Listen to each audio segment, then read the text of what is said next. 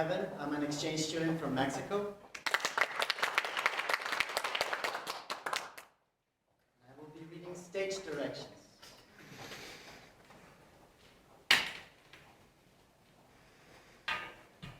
Wine&Halva by Deniz Başar.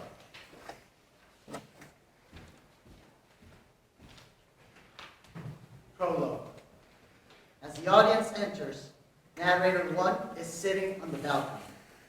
Narrator 2 and 3 are on the swings.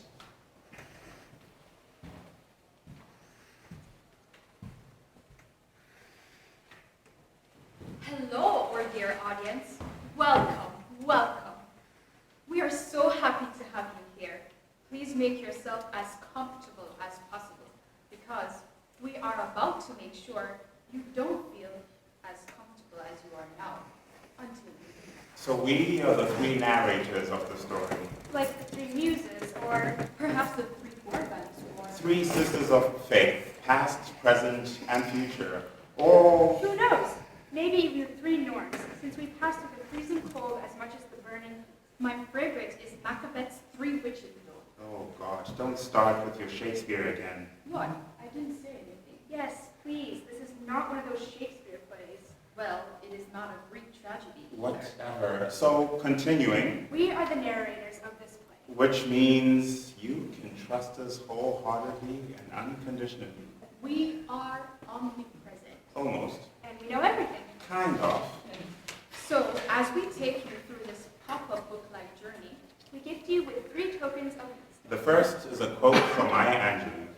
courage is the most important of the virtues, because without it, no other virtue can be practiced consistently. The second is the premise of the story called Fires of God. In Ursula Gower's Le Jeune book, Changing Planes, there's a story that takes place in a world very similar to ours, where people look just like us and act like us, with one major difference only.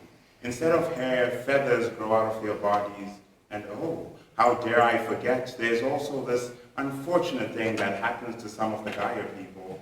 As rare as less than 1 in 1,000, some of them grow wings in their late adolescence. Keep this in mind, and we'll get back to it later. And the last one is a poem from Arkadas Zekai Ozjö. Narrator 2 gets off the swing and puts a record on the gramophone. Rahim Alash Sadaka. Arkadas Zekai Ozgur was a queer communist poet in 1970s Turkey, who died because of a delayed cerebral hemorrhage caused by the police raids in his university. Listen for the well-worn-out sadness and the growing pains of desire in this poem. Hear the voice in it that even the translation couldn't break. Narrator 3 gets off the swing and inserts a photo of Arkadash Zekai Ozgur in the carousel projector. And this is the poem, Hello, Darling. Narrator 2 gets off the swing, moves downstage, and gets out the Turkish book from their skirt pocket. The Tragedy of a Beardless Boy by Arkadash Zekai Ozgur, and reads from a marked page. I am a person who speaks little, gets tired a lot. I like drinking wine with halva. I never performed salat until now. I love my mom and Allah a lot. My mom loves Allah a lot too. Our whole family loves Allah and cats a lot. Life is a tragic homosexual. I think all homosexuals are Adonis a little, because all drunkennesses are a little delirious of the sober Freud. You don't believe it? Someday, of course, the direction of the wind which worships the sun and the penis will change. Because I kind of read it somewhere, that in some places people sell women to gods. Ah, my darling Aristophanes. I never forget peace and wasps, and I keep death like secret inside me. I keep death for the god, and someday you will never understand my body. Growing to son and manhood will fall from your hands, and of course someday you will love Zuki Murin.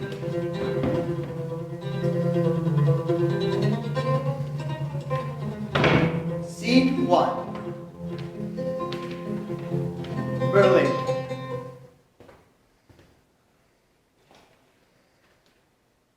Narrator 2 changes the record on the gramophone to Parov Stellar's Booty Swing Narrator 1 comes down and removes the Arkadaş Tekay Oscar slide. Their story begins in Berlin. In the city that one entered from the west and the other from the east, Berlin is one of those few cities Like Istanbul, that is historically defined as where east meets west. or where west meets east. Narrator 1 gives the case to Narrator 2. Narrator 2 takes out the red glasses and puts them on, thereby becoming Derya, and throws the empty case to the side of the stage. actually, you know, the more you go east, the more you find east. Derya unzips a pocket of Narrator 1 and pulls out the blue tie with pink polka dots and ties it around Narrator 3's collar. Narrator 3 becomes Farias. As this is happening, Narrator 1 goes to one of the swings and sits in a position where they can see the two characters and the audience. How do you like my tie? I think it looks very masculine. I know, it looks very, very masculine. Thank you. I like it very much. Hold on a please. This tram has too much centripetal force when taking the turns. Centripetal? Yeah, it goes like shippity, shippity, shippity, and takes turns like fishy, fishy, fishy. Oh, I see what you mean. Shibbity, shibbity, shibbity, fishy, fishy. Wow, what a wild tram this is. The tram is taking them to Checkpoint Charlie. They're about to see one of the most feared border control points in the world that destroyed many lives just a couple of decades ago. It is a public monument that eternalizes how fast borders are built and how fast they crumble to dust for new ones to be built. Oh wow, look at that! It was the beginning of their journey when our dear protagonists barely knew each other. After a little more chit-chat, they realized they didn't remember each other's names. I'm Farias, by the way. I'm Derya. Nice to meet you, friend. My name means lighthouse. Does yours mean anything? It means sea. That's nice. And they were in Berlin with a select group of undergraduate and graduate students from the prestigious University of Royal New Stockholm, which will be referred as Ernst from here on. They flew all together and landed all together, but couldn't pass customs altogether, since Derya didn't have a first world passport, after extra security checks that she had to deal with alone as the group moved on without her, and to which she eventually caught up to after waiting for a later connecting flight. They were finally in the European capital, fully funded from North America to Europe, the creme de la creme of the young and promising first world intelligentsia. Both of them were there by different strokes of luck, since a working class hero and a third world genius do not naturally belong to these creamy groups, as you would know. Are you having fun? I'm not sure, actually. I guess. She was the only second language English speaker in the group, and no one had the patience to wait for 2 seconds for her to articulate things. And when she insisted and did manage to speak, they all got too excited and attacked her with their curiosity. So no, she was not having fun. Are you having a good time? Always. You know, we have a saying for the state of mind in Turkish. What is it? Never mind. It is silly. Why? You started it. Well, we say it is a celebration every day if you're crazy. It is funny. How do you like the group? I like everyone. How do you feel about them? Fine, I guess. I think it's exciting to be with such a group in Berlin, you know. Everyone is so interesting. And it's fun to see people flirting with each other. That is very true. Is there someone flirting with you? Not really. Except the girl with the Frida Kahlo bag, which is kind of sweet, but slightly absurd. I think it's pretty obvious that I'm gay. I know, I realize that too, but, you know, some Some girls girls have have that, What? you know. Some girls like testing their femininity on impossible targets. Like, you know, the stereotype of, like, The girl who is so charming. Unzipping a pocket erotically, She does taking taking out a paper fan and starting to flirt with the audience coyly. She doesn't do anything at all. Like, God forbid, nothing at all. But everyone, just magically falls for them. I don't get it. Okay, maybe this is more of a Middle Eastern stereotype. So what is it? Like, you know, the pose that goes like... Oh, I didn't mean it at all. But you just fell in love with me because I'm that kind of girl. You know, I strike a look into a mortal's eyes only once and they suffer eternally in the fires of desire. But I'm innocent. Oh, so innocent. I don't mean it at all, but I can't help it. I'm just unstoppably desirable, and now you will desire me in the nightingale desires me every night. I will become the ache in your heart and the tingle in your groin. I guess I don't know it. Whatever, I was just being mean. No, you were not, honey. Some see the truth, some say the truth. Carefree, narrator 1 throws the fan to the side of the stage and sits on the other swing, watching the two characters. I mean, I didn't get it, but okay. So, what were you studying in university? At the moment, arts sociology. Finished a second master's leading to a PhD. Every diploma I have is from a different discipline. I meander a lot, it seems. What about you? I'm hoping to finish my undergrad next year. Which you didn't. At least not that next year. Also, I'm an emerging comic. What kind of comedy do you do? Can you guess? I would go for clown. I'm a stand-up comic.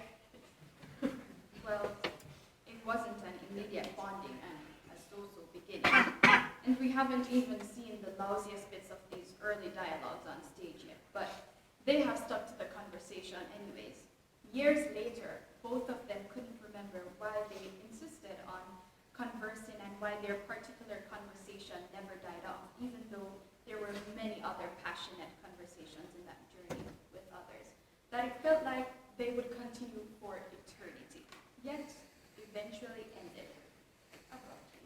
And I'm planning to perform in Berlin too. There are English open mic nights here, like many of them. Did you know that? Sure, expats. Only people of the East become immigrants and refugees, you know. Westerners become global citizens and expats and can make lives out of teaching their mother tongue. Chic, huh? I know, and I have the opportunity to perform here now. Isn't that exciting? Are you always so fluffy? Oh yes, he is. Whatever, I would love to see you perform. Please tell me too when you learn. Really?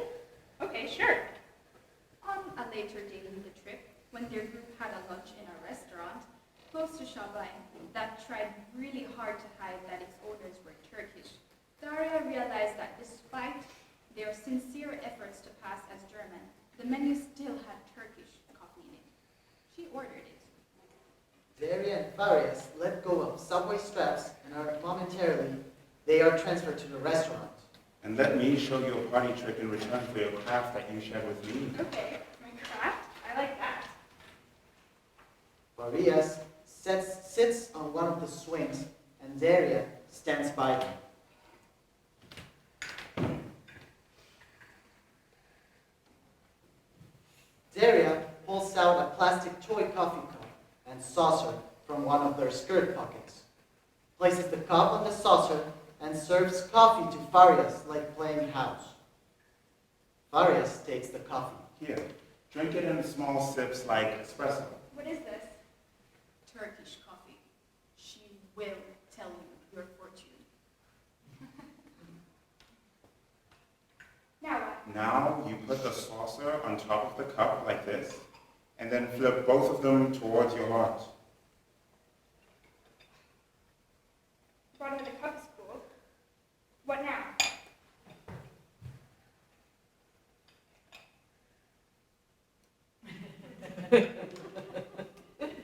What? What have you seen? Are you sure? Yeah? Okay, then. I see a beautiful ship with 7 sails for the 7 seas. All 7 of them are filled with winds that come from the 7 corners of the world. You're destined to sail away and have incredible adventures. You will see the world, and the world will see you in return. Here, wash your cup so your wish can come true. Farias takes the cup and the saucer and puts them into one of their skirt pockets. Sips it shut. Narrator 1 gets up and inserts a slide into the carousel projector. A metro map of Berlin is projected onto the screen background. Derya and Farias hold the subway straps again, and they are back in the tram. Years later, Derya could never pinpoint why she insisted on watching all of his performances, even though she rarely laughed, and why she ran around the city hopping from S-Bahn to U-Bahn, bumping into many Berliners in the Straße and Plazas on the threshold of dark purple Berlin nights, trying to find underground bars or fourth-rate cabaret stages in close rate, along the way asking for directions in Turkish from fourth-generation Turkish immigrants who are denied German citizenship eternally. Scheiße. So, may I ask you a question about your comedy? Like, since I've watched your routine 4 times already, Shoot, I'm ready. why is it so personal and why so self-deprecating? Because it's the safest thing to do, you know? And it gets laughter, which is the most important thing. In the place that Farias grew up, which is New Stockholm, mild people mildly liking you and agreeing upon your mild opinions is the essence of social life. Therefore, in stand-up, people mildly laugh at mild jokes. Belly laughs are strictly not allowed. Do you always play it safe? I guess. Don't you? How do you think I got here? If I had played it safe, I would be married to a rich olive tradesman in my hometown, and our second child will be on the way, and my diplomas would have become the fanciest decoration in our petite bourgeoisie home. You have a very dark sense of humor, I must say. It's kind of growing on me. I guess I come from slightly darker places than you, baby boy. You know what my favorite joke of your routine is? Please. When you go like, Derya rips the Velcro of one of her skirt pockets, takes out a microphone without letting go of the subway straps, and gives it to Farias. Farias lets go of the strap and starts acting the stage persona of Farias. Hi, I'm a stereotypical white boy. I only speak English, I'm born and raised in New Stockholm, and so on. I even had long hair once, so another check on the list. The only thing that slightly differentiates me is that I'm gay. And, you know, gay marriage is legalized right now all over North America, and gay rights are just becoming human rights. Which is great, of course, but I feel like, you know, like, how am I supposed to victimize myself now?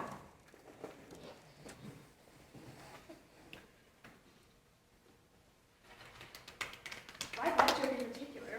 because it is the only joke where you touch upon something that's bigger than yourself. It is something about the political and ideological psyche of your generation in North American capitals. And it is a twitchingly pathetic psyche of gaining social capital through self-victimization because of myopic liberal identity politics that you managed to mark very well in your safe zone of self-deprecation. That was harsh. Well, Farias, she comes from a language that has a proverb that states, a friend is someone who speaks the bitter truth. Look, I do think you're quite talented. I just don't like the super personal material on stage in a very pornographic and art and craft deprived, authentic ways where at the end everyone seemingly congratulates each other for their courage. That's the North American way, I guess, which I can't understand because I'm a barbaric savage from the Eastern Muslim world. Like, why should I care about your stepmother or your coming out to your family? And haha, immigrant families who don't get things, which creeps me out because it means that in the best case scenario, in a couple of decades, I will be the butt of the joke in my future children's stand-up routines to feed the hunger of more white audiences for minstrelsies. And your sex stories and passive-aggressive arguments with Middle-aged, sex-deprived chain shop managers in your part-time jobs and so on? Like, you're not my best friend just because you have a mic in your hand, and I'm not obliged by law to listen to your petty problems or rants on stage, let alone laugh at them, especially when you're bullying yourself. It only becomes interesting if you say something bigger than yourself, something about the world. What is that bigger thing? Your entire routine is about neoliberalism. Don't you see that? It is about precarity. For years and years, they continued this conversation that started in the meandering subway lines of Berlin. From train to train, never losing sight of each other. At the time, this conversation didn't totally land with Farias, although he was interested in this harsh girl, whom he didn't totally understand, whereas she seemed to understand him in unexpected ways.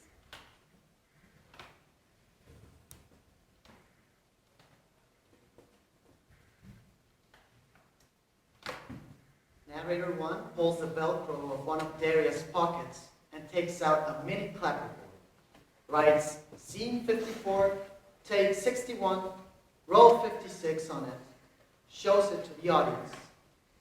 Gets in front of Derya and Farias. For example, they would pick up from this very same thread in another time zone like this.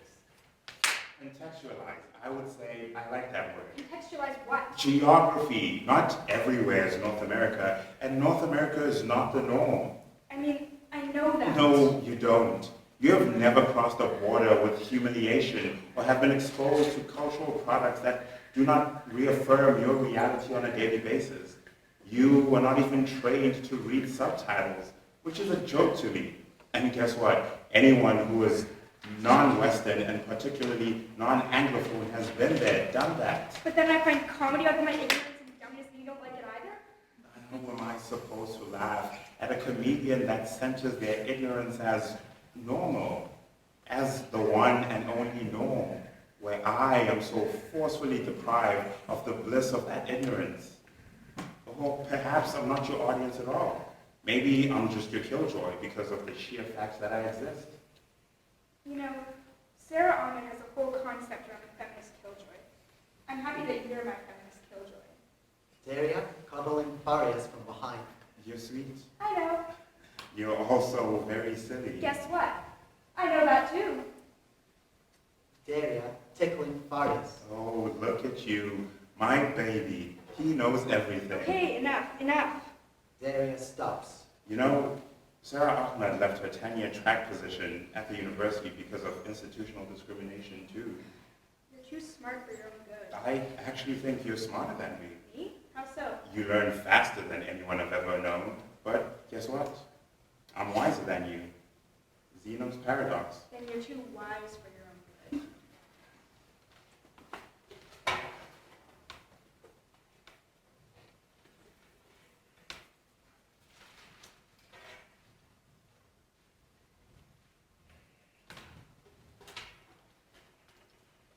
But back in Berlin, the conversation is still less cuddly, more testing the waters.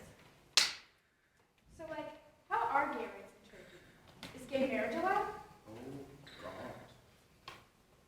It was such a level of naivety that she became anxious about how to tell this first world gay boy that theories don't exist outside of New Stockholm bubble.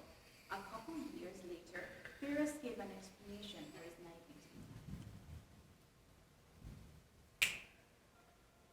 I didn't want to assume that the entire Middle East was completely devoid of gay rights. Surely this was an appropriate and empathetic liberal mindset that would bridge two different worlds and be a foundation of future world peace. We had a long way to go, baby.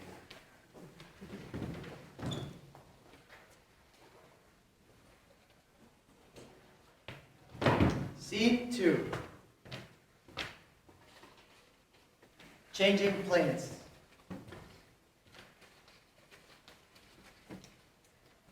Derya takes off the red glasses, and Farias takes off the blue tie, which makes them narrator 2 and 3, consecutively. Narrator 2 gives the red glasses to narrator 3, and narrator 3 gives the blue tie to narrator 1. Narrator 1 becomes Farias, and narrator 3 becomes Derya. Derya and Farias go to the two swings and start swinging slowly.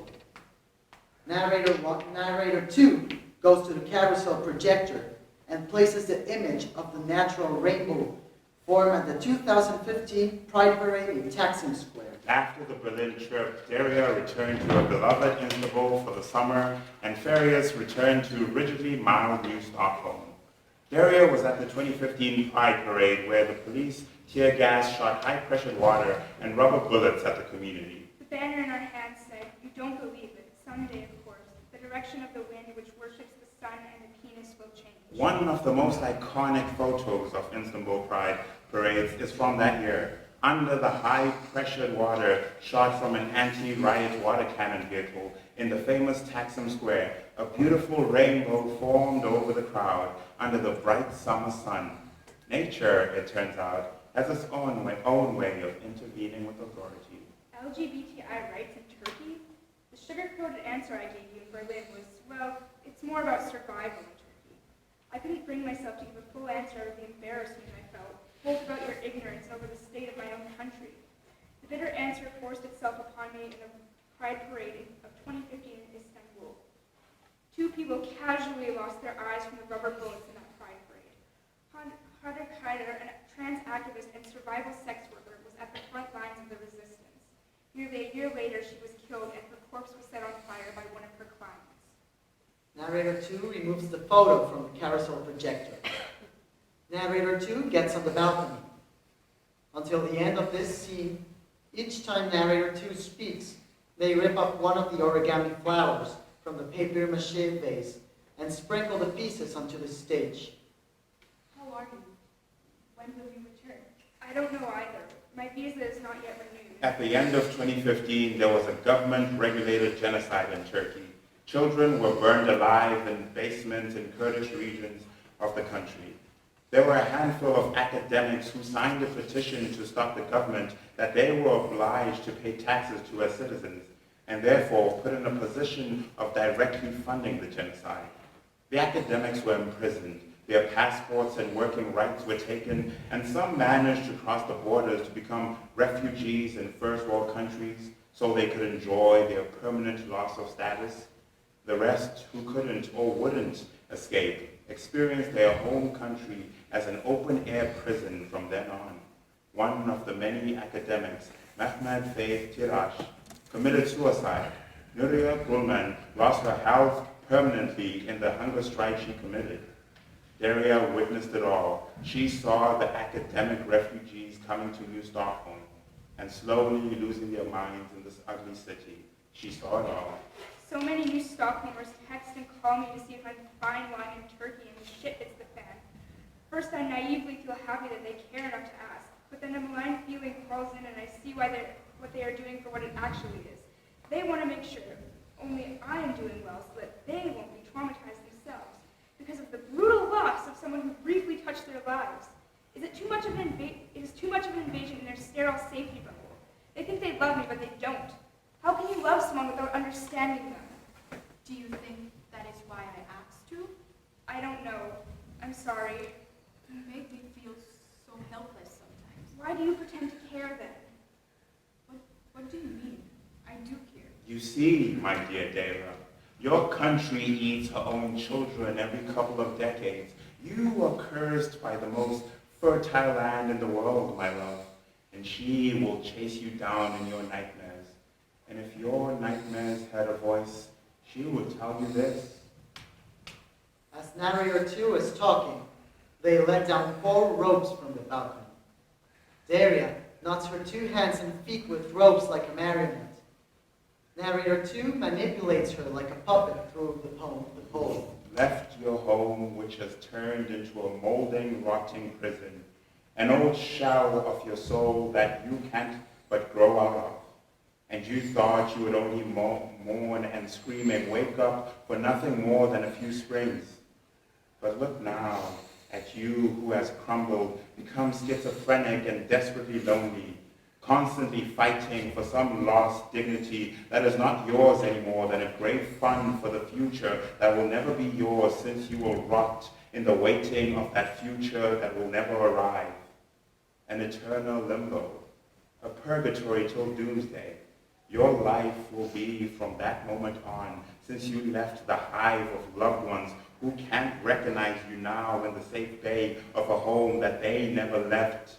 You were doomed to live alone and destined to fall into a grave of salty limestone. Farias gets Derya out of the ropes. Do you live with those fears every day? Yes, I do. At my home, or the place that I used to be at home, everyone in unison imagines that I'm having a great life now, as they carefully nurture a meaningless, dark envy, never letting my lived experience intervene with their fantasy. That's so sad. Sometimes you remind me of the old ladies that I constantly need to distract and entertain in the retirement house I was working in when I was 18. Otherwise, they get too sad. That's another fear I have. To get old and here and get dementia and forget English and just be stuck here till I rot and die because no one will be able to communicate with me. Because they won't know my mother tongue, which will be the only tongue that I'll be left with, and everything else melts away. Yikes, stop it! You won't get dementia or Alzheimer's or anything. Later, New Stockholm's 2016 Pride became the year that Black Lives Matter protested the parade. This erupted in the rage of the white gay community, which declared that their pride was hijacked.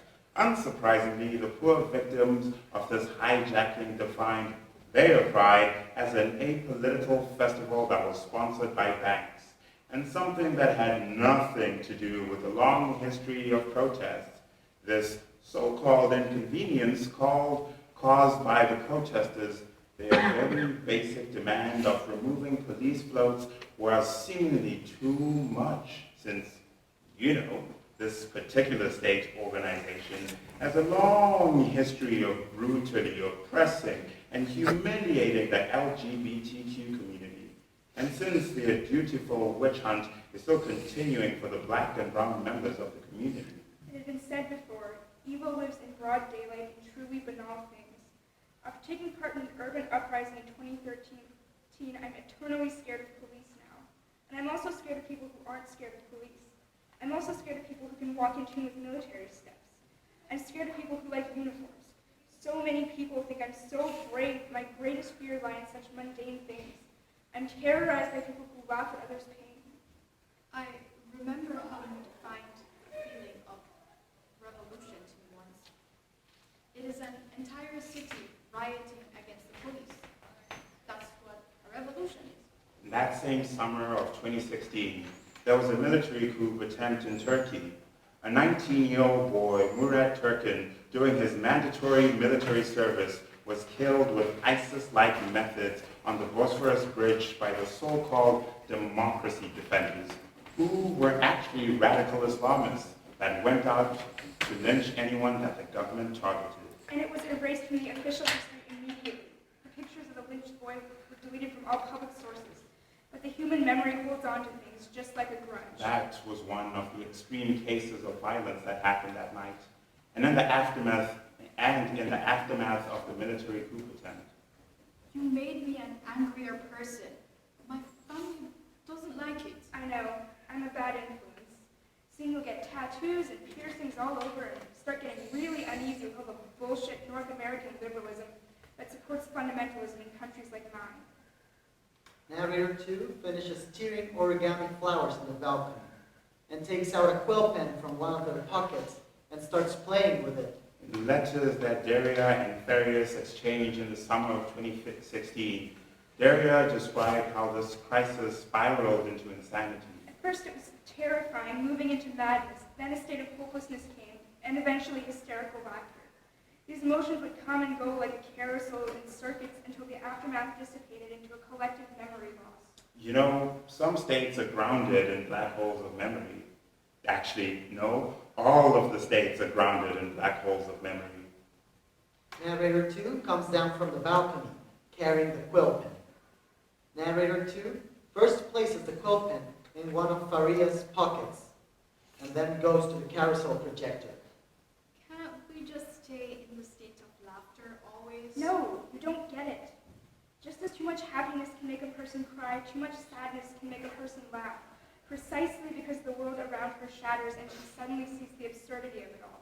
That's why I laugh so often when nothing is funny. Narrator 2 puts the slide of Sabahattin Ali in the carousel. I had just finished reading the book that you gave me. Madonna in a fur coat.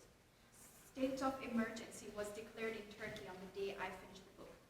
I really liked how the queerness of the story was buried under what seems to be heterosexual love. I found it poetic, the way Rife, as a young and shy Turkish man, fell in love so fearlessly with the poised and independent German Jewish painter Maria. Do you think it needs courage to fall in love?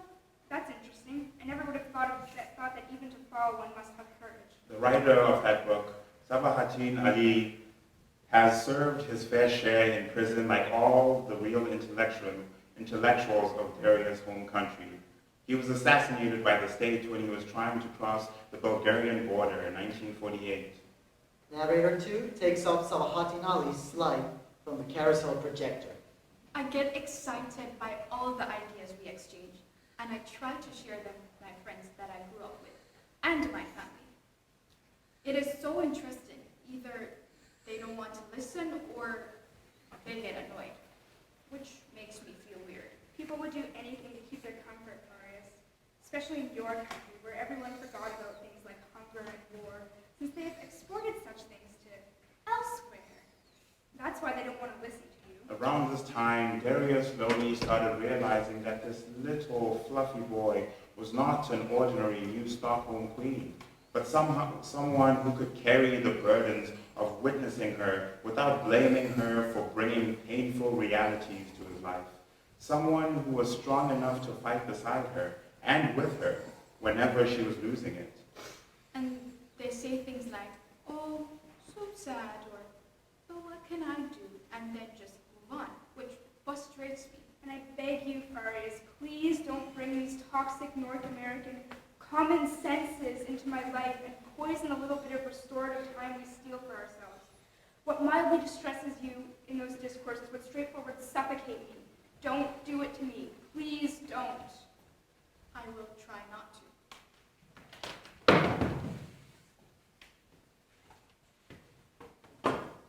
Scene 3.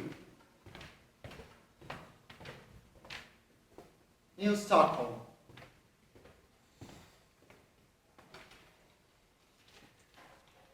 Derya and Farias get up the swings, and narrator 2 begins to come down from the balcony. Derya and Farias remove the red glasses and the blue tie, which turns them into narrator 3 and narrator 1 consecutively. As you might have noticed, unlike other cities you see here, there is no such thing as New Stockholm because it doesn't exist. It holds no space in anyone's memory. This nowhere could have been called anything, from Bologna to Stepford, and it can be anywhere in the endless land that is Anglophone North America. But to ground it a bit in your minds, we can say that it is the capital of tokenism. Insincerity is the base of the culture of New Stockholm. Starting from nursery school, all children are educated to hide their emotions and get trained in the passive-aggressive but politically correct discourse of the city approved by their government. The locals of New Stockholm insist that New Stockholm is a great city. They repeat this to each other at least 5 times a day, just like a ritual act. Narrator 3 gives the glasses to narrator 1, and narrator 1 gives the tie to narrator 2, which turns narrator 1 and 2 into Derya and Farias consecutively. Narrator 3 goes up the balcony. Farias knots their 2 hands and feet with the ropes like a marionette. Throughout the entire scene, Farias negotiates with the ropes for all their movements. They are untied with the help of Derya at the end of the scene. Now they are surrounded by people who collectively have a very distorted sense of reality because of Stockholm syndrome. This was around when our protagonists started thinking and theorizing about friendship. Their research question was this: how do you become friends when you inherently can't do justice to each other's realities? And their interstitial methodology, their praxis, was life itself. Narrator 3 takes up a book from the shelf, If They Come in the Morning, and reads from a marked page. In 1951, in his own trial, Dr. Dubois said, "What turns me cold in all this experience is the certainty that thousands of innocent victims are in jail today because they have neither money, experience, nor friends to help them. Hear it well, friends, Romans, countrymen, and women. It is not just money and experience that does the work to be what is presented to be omnipresent system. Pay attention to the word friends, how it is not kin, not relatives, not lovers or partners, not family." I didn't used to think of it that way. What? Friendship as a central mobilizing force against injustice? One of those friends that helped Dr. Dubois was Albert Einstein, who offered to be a character witness for Dr. Dubois in the trial. Judge, hearing Einstein's name, realized it would be scandalous for American justice to be against an American icon, and dropped the case shortly after. You see, there's a reason why Einstein's committed investment in anti-racist struggle is written off the history. North America likes their icons politics free, because at the end it is way easier for the democratic majority to like Einstein on the beach rather than Einstein against a white court of devoted followers of McCarthyism. Narrator 3 gets out of the emeritus professor character and puts the book, If They Come in the Morning, back to the shelf. Yeah, it makes sense though when you think about it. At the time, Derya was slowly but surely getting stigmatized in New Stockholm. One afternoon, she called Farias when he was having a busy day. There were too many new Stockholmers waiting for their avocado toast, soy lattes, chai puddings, and achi berry and achi ice creams. He can't answer her call. Hi, what can I get for you? Is everything good here? Would you like something else? Just to check? I'll be right back with your bill. Have a great day. Hi, what can I get for you? Is everything good here? Would you like something else? Just to check? I'll be right back with your bill. Have a great day. Hi, what can I get for you? It is his 8th hour of work. He has this app on his phone that counts the steps that he has walked. He has walked enough in his workday to have walked across the border of this city and escaped forever. The majority of new Stockholmers spend their 20s walking to the border of the city and then returning, again on foot, every single day. The first world is not like the third world. It refines its methods of torture and abuse and elaborates them to their limits to keep them invisible. Narrator 3 pulls out a clay-burnt whistle from one of their skirt pockets and blows it. She texts him. Narrator 3 blows a clay-burnt whistle. I am quitting. What? No, you're not quitting. Just take a nap, okay? Just sleep. And Farias thinks, Should I be worried? Narrator 3 blows a clay-burnt whistle. You know me enough now, Farias. I don't say things that I won't do. My shift finishes in half an hour. I'll come to your home, okay? Narrator 3 blows a clay-burnt whistle. Okay, I will cook for you. people who come from cultures that still remember hunger do not say, "I love you," or "I see you." They cook for you. Ooh, I'm excited. Narrator 3 puts the clay whistle in her pocket. For at least a year, he ate the things she cooked for him. A long list of Turkish dinners and desserts and breakfast joys. A lot of black tea and Turkish coffee, accompanied with fortune-telling sessions. I will make the eggplant puree that you like. Which one? The one that is served with stewed meat, remember? It was called Sultan's Delight, but I don't have meat at home, so I will make the puree and something that can go with it, whatever I have. Actually, would you mind making the little donut-like things? What donut like thing? Like, it is this fried dough thingy that you make. It looks like the letter Y. Go-tos? Go-tos. You want a breakfast for dinner? I didn't eat all day. It was busy here. Oh, baby. Sure, I will make go-tos. I have feta and jam too. Yum, yum. Unlike marriage, friendship has no institutional clout and legitimacy that could protect undocumented peoples threatened with deportation. So, the question becomes, to what extent could friendship yield between people from different histories and then endure in a hostile world? Narrator 3 ties the picnic basket to one of the ropes that made the characters into human marionettes in the prior scene. Narrator 3 lowers the basket and Farias takes it. Farias and Derya set a picnic from things that came out of the basket. A red gingham tablecloth to sit on, and some food and chocolate and toy table utensils. They eat as they talk. How was your day? It was okay. I just really hate working there. But I have a new tactic now, and I think it will work. So remember the middle-aged Dolores Umbridge-like manager I had? The one who had systematically abused the labor of young waiters like you. Yeah, so I realized if I can have like a healthy parental relationship with her and make her believe that she is my mommy, it will all work out super amazing. How?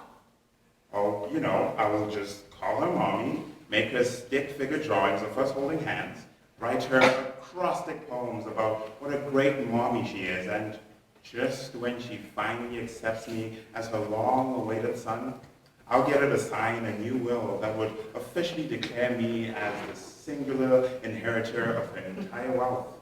And then I'll just, like, kill her. Very nice. I like the part about the acrostic poem and killing her. Can't you quit? No, I have to work. And no, I would be better. I know I don't know your situation better than you, but there are always better options. Nothing is worthy enough to negotiate on your dignity, unless it is purely about survival. But, thankfully, I don't think we are currently there. Can friendships ambiguous and its obscure nature in relation to the state be left untouched and therefore remain free from bureaucracy? What was your joke about fascism and ukuleles? Yeah, the one that didn't get any reaction, I cut it out. Why, Farias? I thought it was your funniest joke. No, I can't deal with a barload of people looking at me with dead fish eyes for 30 seconds again. I laughed at it. You were the only person. Okay, tell it to me then. I like it. Okay, so it goes like this. So, you know, in New Stockholm, we have these lovely people who think that the extreme right wing can be lulled to sleep if you just be nice to them and listen to them and try to understand their point of view and, like, negotiate on other people's rights with them, since those other people can't be in the room because, you know, they're either killed or in jail or couldn't pass the border.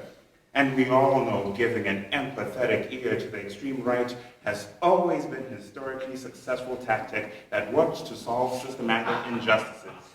So, a couple of days ago, I just happened to be talking to a lovely person like that who had a ukulele in their hands. And I asked if they were playing somewhere, and they told me they were going to this free speech debate organized by the alt-right, where each ticket to the event cost $150, so that they could voice their liberal opinions in a civilized manner and sing love songs with their ukulele and spread love that's so missing in the world. I was so mortified. I couldn't say anything, like I was scared for this person's well-being, because I think if you have a ukulele in your hands and you need to deal with a fascist, there's only one way to do it. Hit them with the ukulele. I love that. Well, I can't do it anymore. People don't receive it well. In New Stockholm? You don't know about other places. I think my friends at home would laugh for days at this joke, because it is funny, and we get things. Desiring friendship seems to be an act at odds with nation state. I don't know. It doesn't work here. Because people here are so arrogant. They can't laugh if they don't feel above the things they are laughing at. No one can get down from their high horse and laugh at themselves. Is it different in Turkey? But then, fascism hunts people in their loneliness. Yeah, it is actually. We do laugh at the absurdity of our lives and or unconventionality. Where life is difficult, comedy blossoms. Wow, okay. I also think that this joke doesn't work because it doesn't follow the structure of setup, punchline, joke. You know, it has too much setup, and when the laughter doesn't come, it feels like failure. Well, laughter is the only audience validation in comedy. What does that even mean? Farias continues eating as Derya speaks. I mean, in the end, the purpose is entertainment, right? Entertainment in our traditional medah, for example, which is a solo form of storytelling, comes mostly through maintaining the collective curiosity of the audience. Laughter is important, but secondary. Does that apply to stand-up? Yes, when we started having stand-up comedy in the 1990s, the same focus on keeping the curiosity continued. Even our best stand-up comics give a good chunk of time to set up. And when they work the audience good enough, and when they reach that sweet spot where everything can be funny, they just start juggling the punchlines. I like that. And some of those comics literally become living legends because their punchlines were so accurate. People started using them like idioms. I wish I could coin an idiom too. But you just did. That is my point. Hit them with the ukulele is a great idiom, and I think I will use it from now on. I love it. Everything you just told is super interesting, and I must say, you are an academic to your teeth. Did I tell you that through my entire first year in Stockholm, the one thing that I missed most was the jokes? You realize some of the things you had when you lose them. Only when I lost the common ground of language and personal history, and because of that, couldn't land a joke anymore. I realized what a fun person I used to be at home. You're still funny. Yeah, my sense of humor is growing on you, right? Yeah. Oh, that food was so good. I'm glad.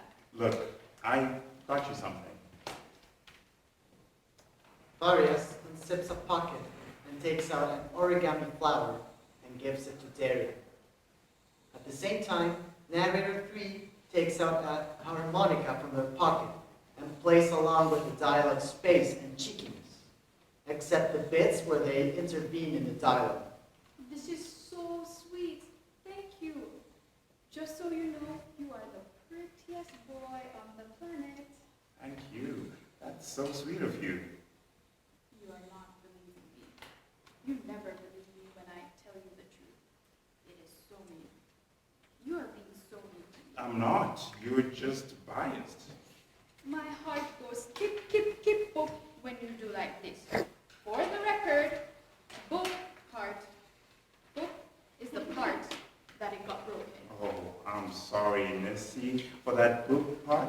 But really, you always overestimate me. No, I don't. You are the one underestimating yourself. Also, I'm objective. I'm objective as a straight, able-bodied, upper-middle-class, 19th century European white man. You know, like the ones we still study objectively in objective academia. That was before the postmodern turn? Oh yeah? Okay. So, I'm as objective as a white, upper, middle-class, North American, Anglophone woman studying performance in New York in the dawn of the magnificent 21st century. How is that? You know, the kind who is like... My opinions are facts because that's what feminism is for me. Because what is feminism if it's not all about me? And my emotions deserve to be published by big academic publishers because I kissed a girl once and therefore I'm queer and marginalized. I voted for Hillary because she's a woman just like Thatcher and because feminism is all about bombing the Middle East. Wow, but also, yikes. I can't stop now. I'm sorry. Also, I have anxiety, and that's why I can't talk to immigrants and people of color who will constantly reassure me that I'm doing well. If they don't, I alienate them from all the university spaces that I control, and it is definitely not because I'm a racist, since I'm not a white man. Also, how can I be racist? I'm vegan. White diversity when it's all there to pamper me. But I just don't like conflict, you know, so I like spaces that are conflict-free,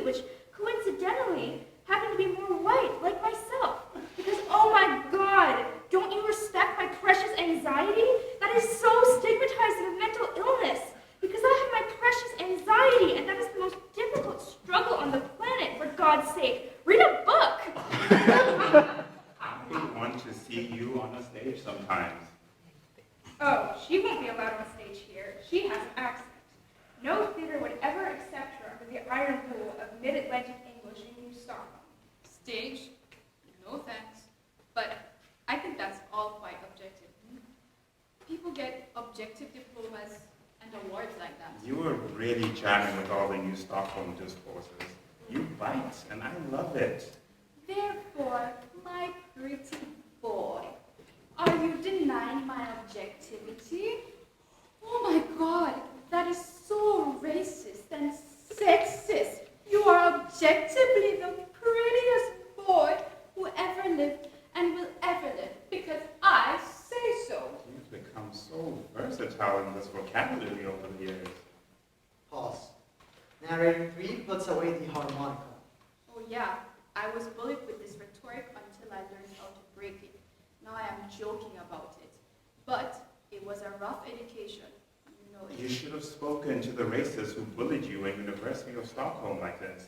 That would have shut them up. Farias smiled and let this ignorant comment pass because she knew that Farias was going to grow up and mature and become an intellectual who could read life like an open book, and then she knew he would understand. Well, it took time for me to learn the vocabulary, remember? Let alone becoming fluent enough to suffer from it from within. You see, she didn't even know she was dealing with institutional racism for so long. For many years, she thought there was just a pile of unlucky coincidences and weird interactions finding her. It took years to read the pattern. Despite her tough looks, she was naive enough to think she was a human being and that the university was a place to discuss and develop ideas for a better world. What will you do now? I took a break from school. For the first time in my life, I'm away from school. I'm questioning all my life choices. I never felt so alone. I can't handle it, Farias. They are killing me, and they know exactly what they are doing. She wasn't always this grumpy. For a long time, she was actually stupid enough to think that maybe it was all going weird, if not just simply wrong, because of the faculty's and graduate students' sincere and innocent incapability and ignorance, and she thought she could educate them. She continued thinking that even when she had witnessed many international students choosing to quit before graduating for short years in the urns. But there is a hard lesson every educator learns at a certain point in their career. People who choose not to learn are not educatable. I'm so exoticized and gaslit and institutionally bullied. I'm on the edge. I will either attack people physically, which would further prove that I'm crazy, or I will go away. I will go away. Some people walk away even from omnias, if they are not eternally trapped. I'm so scared of getting trapped here in this liberal, disengaged mindset that fully frontally pathologizes who I am. I know what you're saying is all true. What? But, everyone appreciates you so much and looks up to you, Derya. There are these people who constantly tell you how much they've learned from you and how they find you so smart and inspiring and interesting and... Interesting?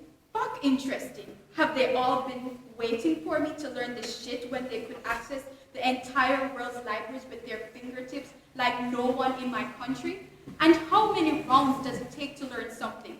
Why am I constantly put in situations where I explain the same shit again and again to the same people in a fucking prestigious Western university, where people are supposed to be smart?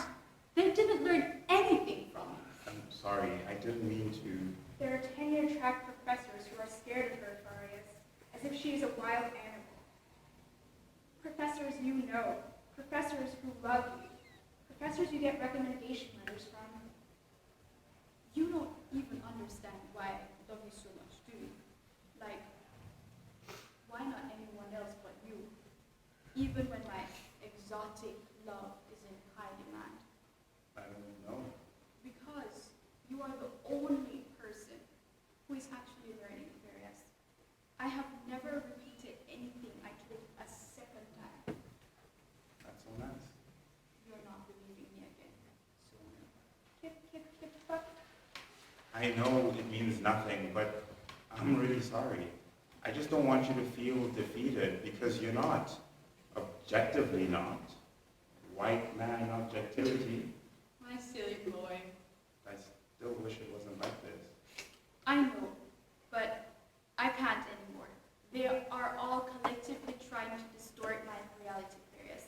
Like they're trying to make me into things that I'm not by forcing narratives onto me. I'm not the exiled intellectual welcome into the loving embrace of the colonial first world.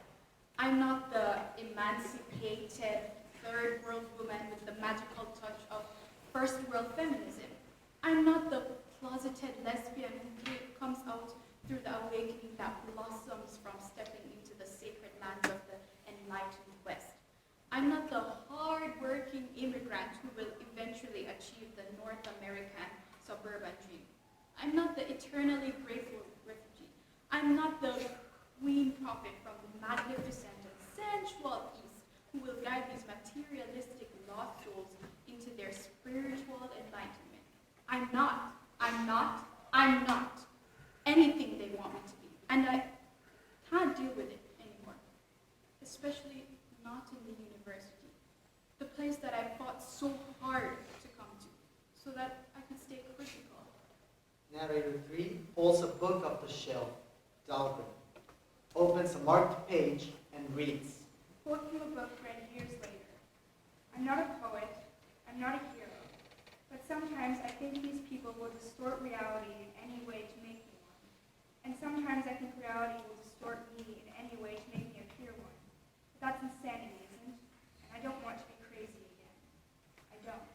Where would you go? I don't know yet. I want New York, maybe Montreal for a little while. At this point, anything but New Stockholm. They opened a cavity in my heart here. If I stay, it will grow, and I will die. They wanted her to assimilate and assimilate only, into their aesthetics, into their vocabularies, into their mindsets, into their liberalism. They had nothing to learn from her, but she had a lot to learn from them. Full stop. And she didn't assimilate. Full stop. Then what? Time will tell. Narrator 3 pulls another book out of the shelf, Lands of Glass, opens a marked page, and reads. Quote from a book read years before. Some things happen like questions. A minute goes by, or years, and then life replies. I will miss you, but it will be okay, and you will be better. Stay tonight. I will make a clean bed for you. Derya takes off 2 bed sheets from the picnic basket, spreads it down, sends a kiss to Farias, and falls asleep on one of them. Farias sits on the other bed, watching Derya. How many such sleeps they went through like this. Farias towering over Derya, keeping her nightmares away. A little while ago, she was hospitalized after years-long abuse at the urns, as she was also receiving news of countless bomb attacks at public rallies that she would have joined if she had been in Turkey, and more news of night operations against all the artists and academics that she personally knew. What was the lullaby that you taught me about the old sailboat and the fishermen?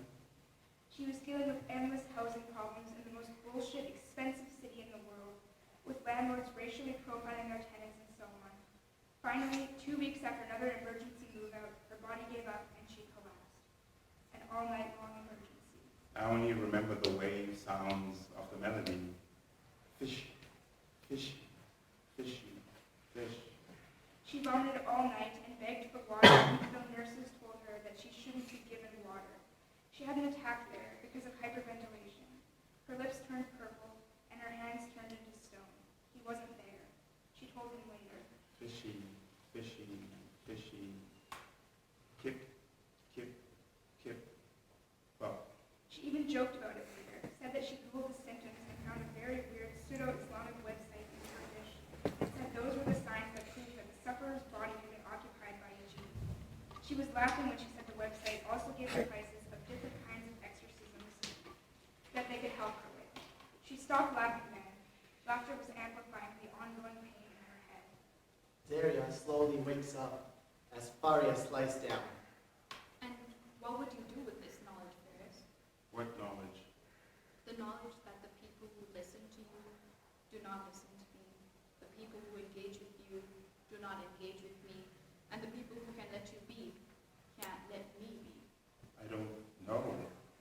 Yes, I'll try to speak to those people.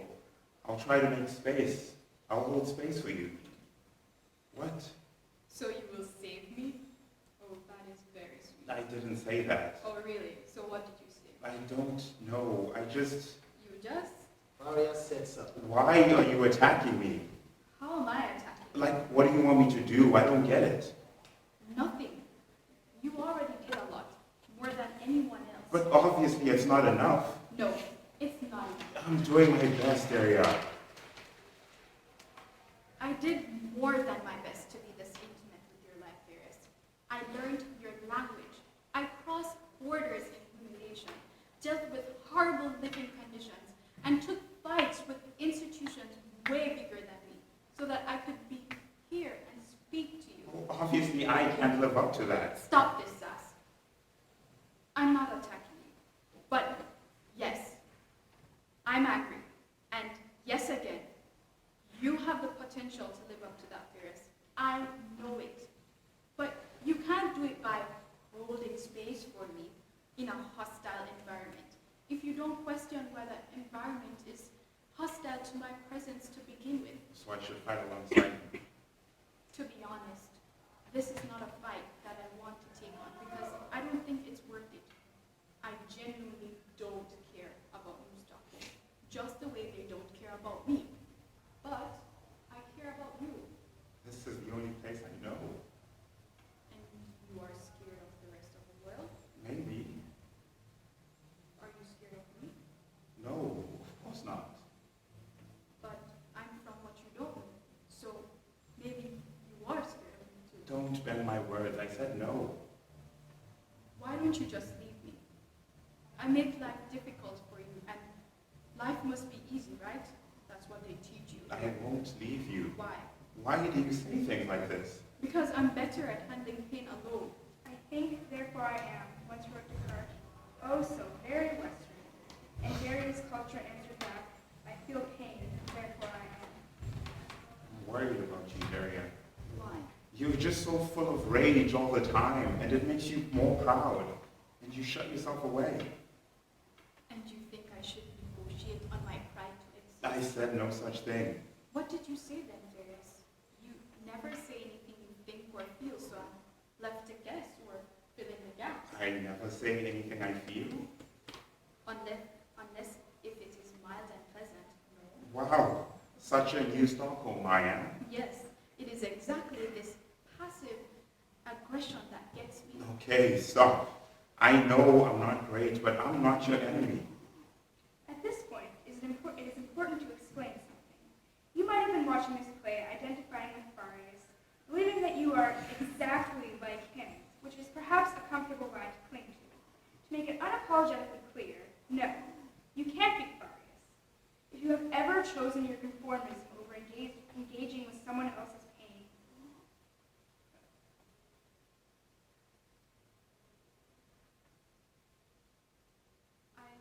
I do injustice to you, don't I? You are not like them, but I treat you like one. Sometimes I just feel like you're condescending to me. Derya is genuinely surprised for a moment, and then they recollect themselves. Pause. That I don't do, Farias. That is the hegemonic voice of New Stockholm talking to you from the back of your mind and telling you that no one can ever break free from this post-apocalyptic neoliberalism, and a person like me can at best only be tolerated and held space for when they are nice. And what if I can't be nice, Farias? What happens then in your plan of holding space for me? Everyone likes it when they offer space to me, but there's suddenly a problem when I play that space. This is what I mean. There's a lot of grudge there that's stewed, eh? Yes, there is actually. There definitely is. But that is not the point. The point is, I never doubted or second-guessed your capacity. You are the one who does that to yourself.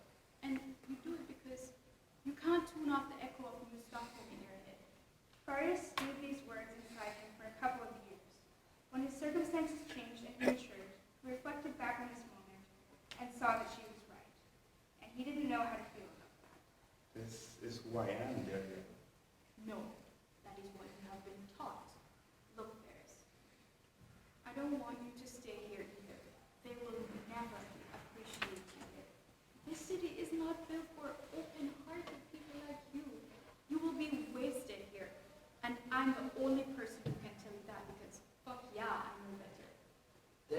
helps Farias untie himself from ropes. Narrator 3 pulls another book out of the shelf, changing planes, and talks to the audience while flipping through the pages, sometimes addressing the audience directly.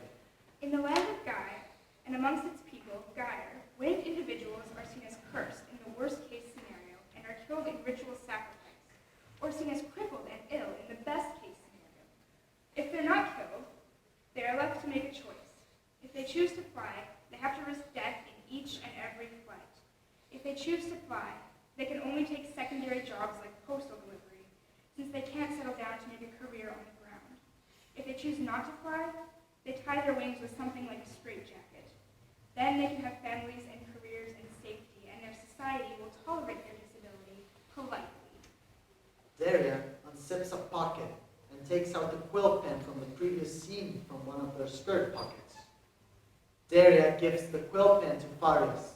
Therefore, after being each other's sanctuary for at least a year and a half, they become something that is inexplicable in English, but in West Asia, people would call friendship. Derya and Farias put the picnic basket and the bed sheets to the side of the stage.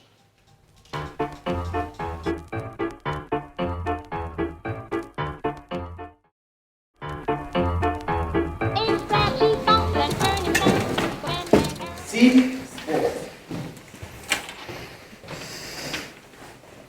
New York.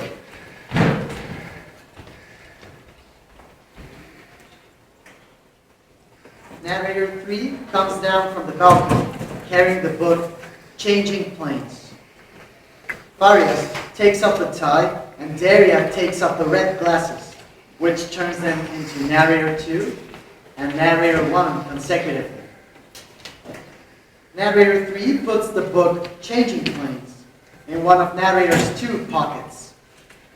Narrator 2 gives the tie to Narrator 1, which makes them Farias. And Narrator 1 gives the glasses to Narrator 3, which makes them Derya. Narrator 3 puts Too Many Zoos, Havana Banana on the gramophone. They're in New York now, cat-sitting for a common friend they know from the Berlin trip. The cat's name is Marcel, and it is as big as a 3-year-old kid. It is also as fluffy as cashmere coats. It has obesity problems and likes flopping around. His name is understood by Marcel's friends as either referring to Marcel Proust or Marcel Marceau, depending on what kind of person they are. Narrator 2 puts a slide in the projector. It is a New York subway map. They all hold the subway straps, therefore they are in a subway train together. Derya takes out Birds of the Mind by Leila Erbil and flips through it absent-mindedly. Yikes, we have Marcel's here all over us. He's too affectionate. There are literally performative remains of his acts of love everywhere. Yeah, but isn't he cute? Such a sweet giant baby. He flops around and begs for food and follows you for cuddles. Don't get so soft. He emotionally manipulates his humans to feed him more. Like, what is that cry moan sound that he does? Oh my god. I know. And he tries to catch the ants on the counter, like, tee, tee, tee. And when he gets frustrated, it becomes like... Farias shakes their head as to say, it's hopeless. Derya goes back to the book. What's that book that you have?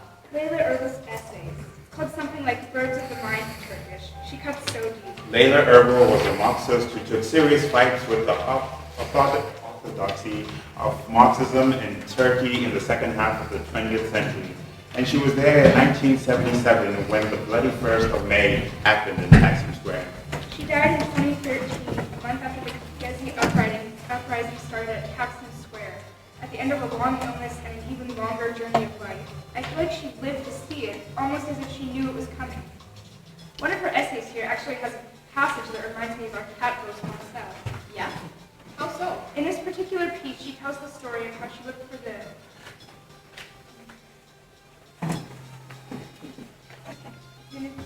Sonata Andante for decades. Dante's Sonata Andante for decades in music shops all around Europe whenever she traveled.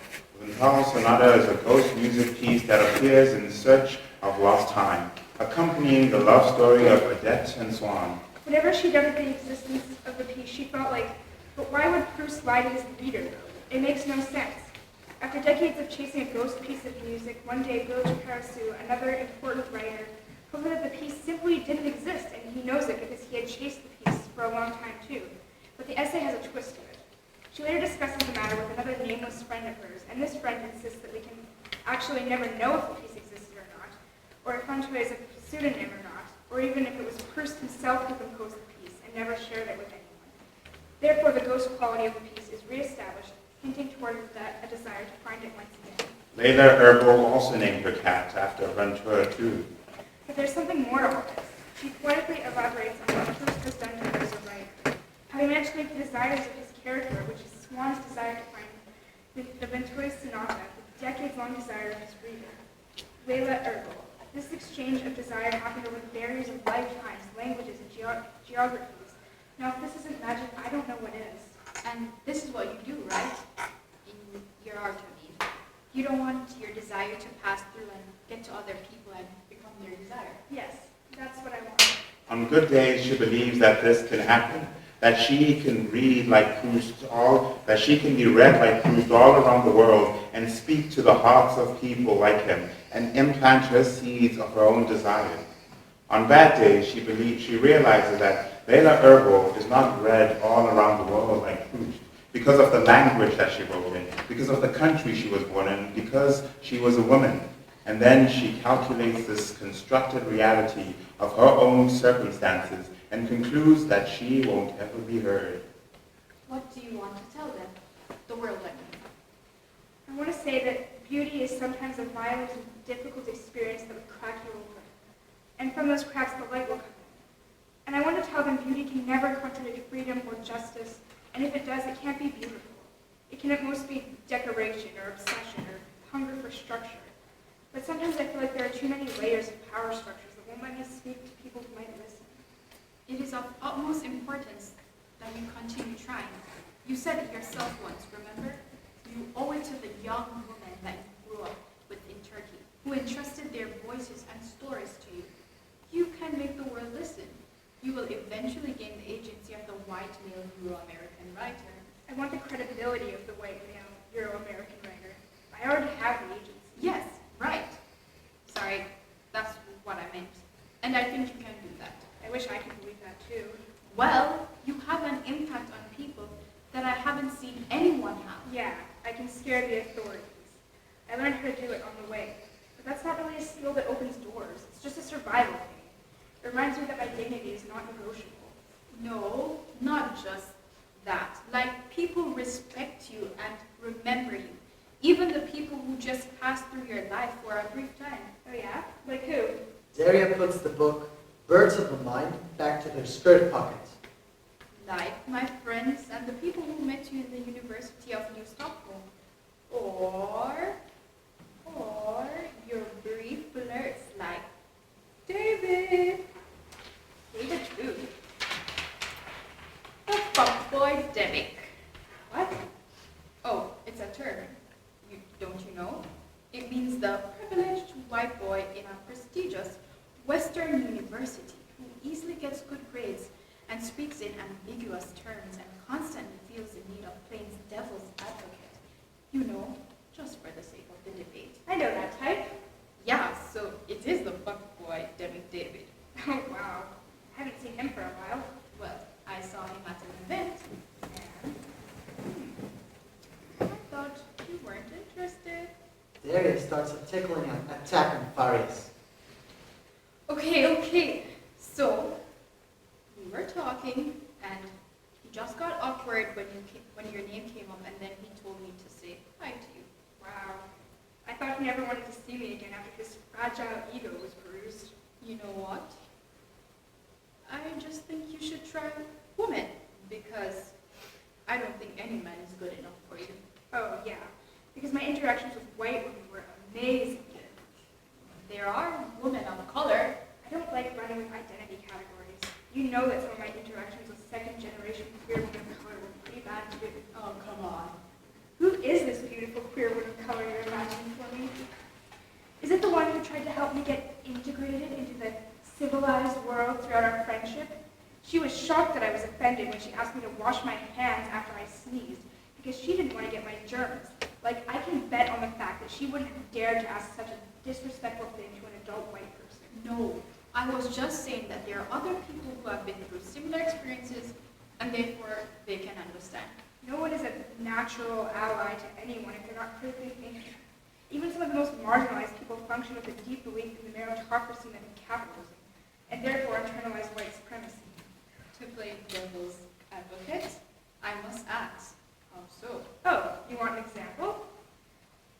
Condoleezza Rice, the first black woman to become U.S. Secretary of State, shamelessly lied about weapons of mass destruction in Iraq. And then she turned a blind eye to a legal loophole to protect Blackwater employees, an American private military company, who were documented to have killed Iraqi civilians. Come on, that's an extreme example. It's like pulling out the Nazi card in a debate. You know, it is an intellectual fallacy to pull out the Nazi card. Never imagine fashion as a faraway entity, as a dead beast of the history. It is always relevant to here and now, as long as we live under capitalism. As a wise man once said, hit them with a ukulele. But I'm talking about New Stockholm and about our lives and people we know. Small scale, you know. Okay, you want daily examples from my New Stockholm life? How about the time when a queer woman of color lectured me about people's right to practice their faith after I told her about the Sivas massacre, where 33 artists were brutally burned to death in the hotel they were staying at in 1993, and the violence was carried out by agitated crowds of men after Friday prayer. So she clearly thought that lynching was a practice of faith in Islam, and didn't even realize how degrading that comment was to the religion that she claimed to be defending.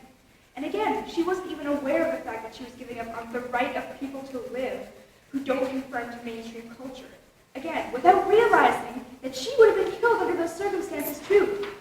Obviously, it's too easy for the majority to give up on faraway people's rights, or just not think about it because it's too much. You have friends who are not like that, like people who are intellectuals, even sexy intellectuals. You know, sexy and intellectual do not contradict each other. Actually, most of the time I find them to be quite complimentary. See, you did meet some sexy intellectuals, even in New Stockholm. Derya face palms Farias. Yeah, even in New Stockholm, there were some people that I could get along with. And I'm so happy I got to know them, but they're too little in number and too scattered. Thankfully, I'll be leaving very soon. I'm so happy that this PhD transfer has worked out. Me too. New Stockholm truly hurt you. Damaged my faith in humanity, you know? My own country didn't do that. I still think you should try women, though. On the other hand, I think that you should just confess that you don't want to share me with another man. And that's where this obsession of yours comes from. Me? Jealousy? Impossible! I'm an open-minded gay man in a respectful, open relationship. I'm totally over human defects like jealousy. You were upset at me for a year after I showed another man a tiny bit of interest in your presence.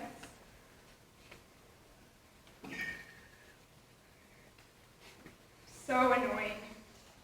Why? You like this joke in my routine. Which joke?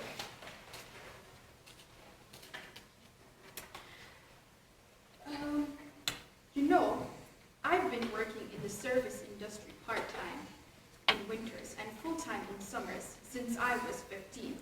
And over the years, I needed to create certain strategies to go through conversations that I can't really handle, but need to look like I'm interested in. So, the major problem I have in the work is communicating with straight white men.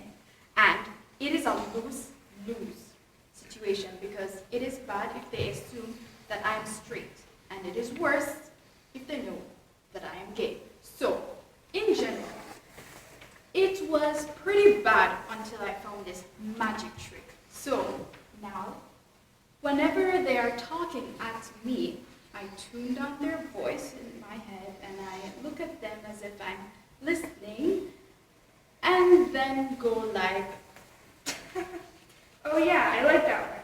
I like your service industry jokes. you know, I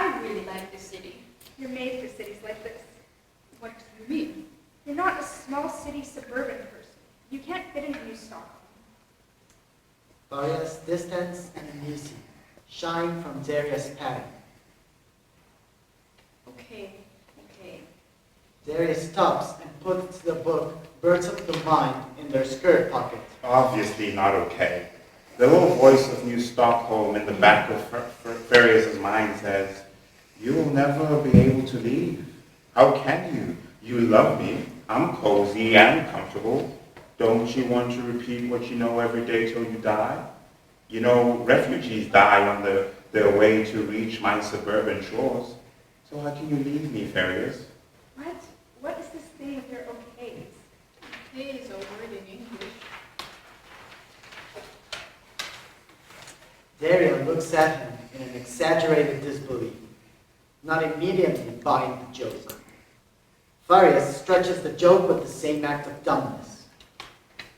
You might not know this because many people don't, but the English language is so alive and fluid and open to interactions, you know.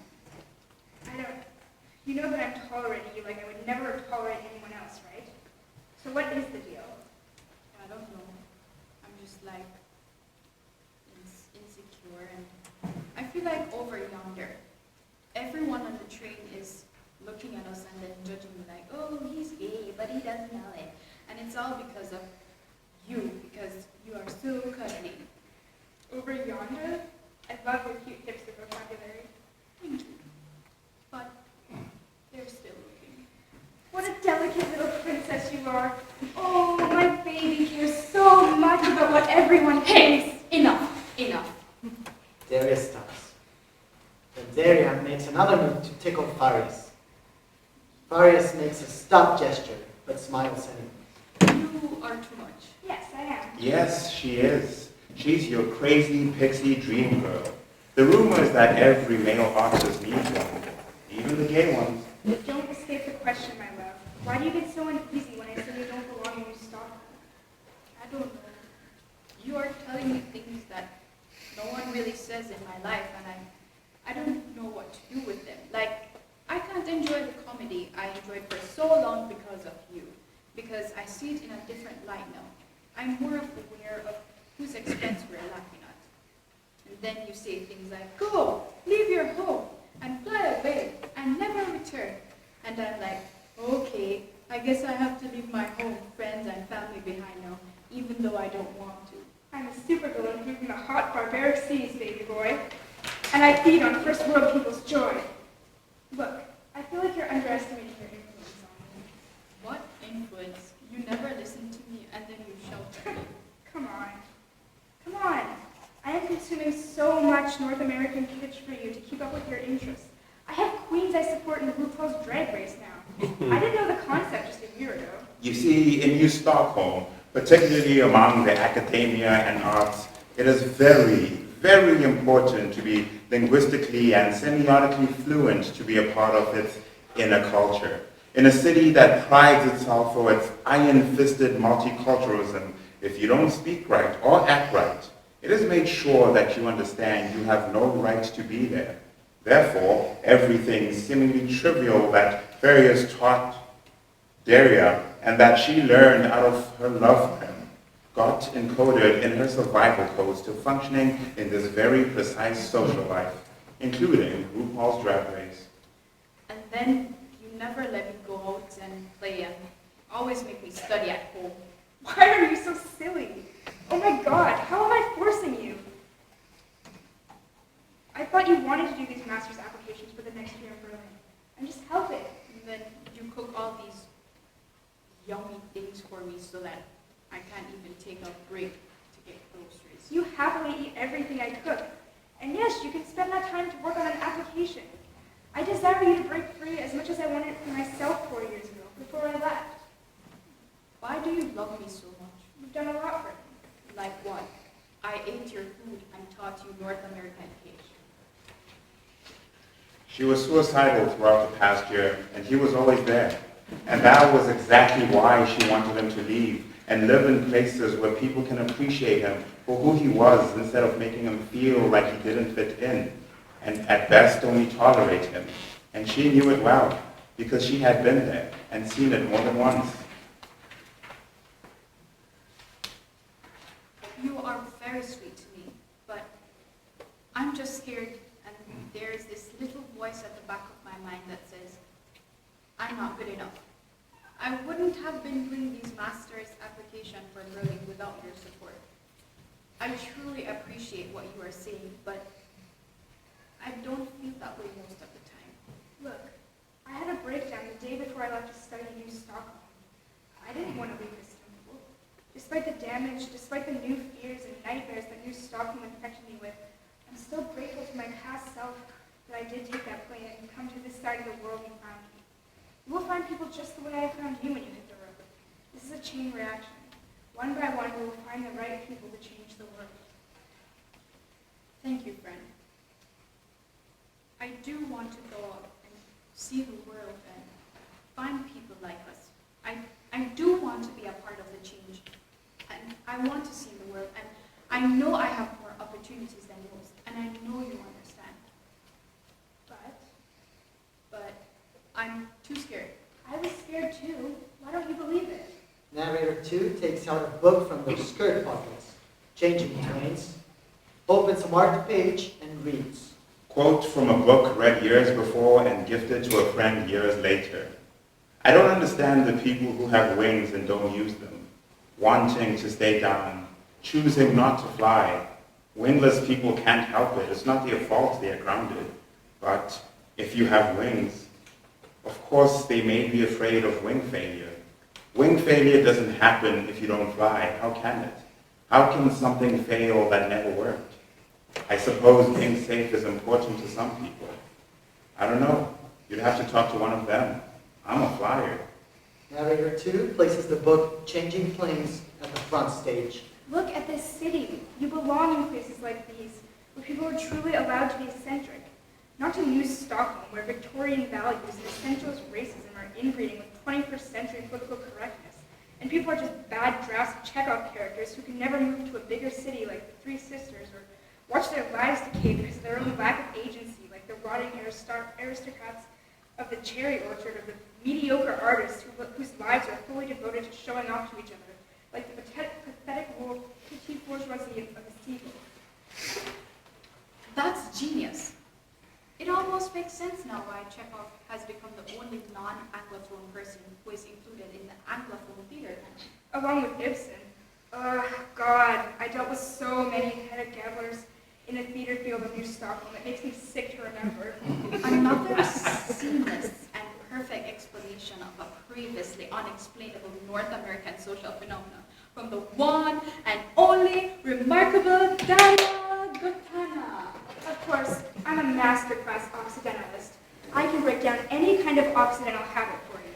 I know their language and I have lived among them, even though it is dangerous since they are economically quite uncivilized and don't have the mental capacity to grasp concepts like social democracy, let alone higher concepts like communism or anarchism. North Americans are a weird species, and they generally lack the level of comprehension to understand that the world doesn't revolve around them. And politics is not a bunch of men in suits in a place called the Parliament, but some of them can still be promising. It is our duty as civilized Easterners to save them.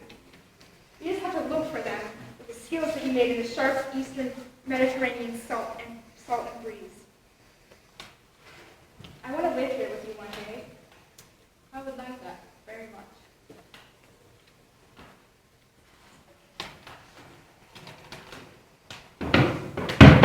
Scene 5. Istanbul.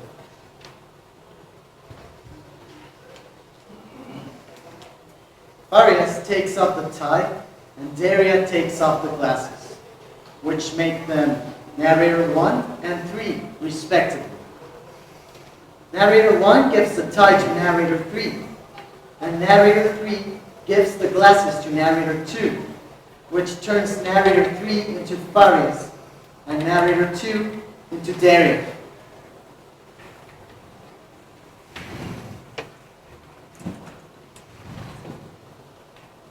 Some journeys change lives, and some say that each journey is actually an act of translation, since translation is the only path towards communication.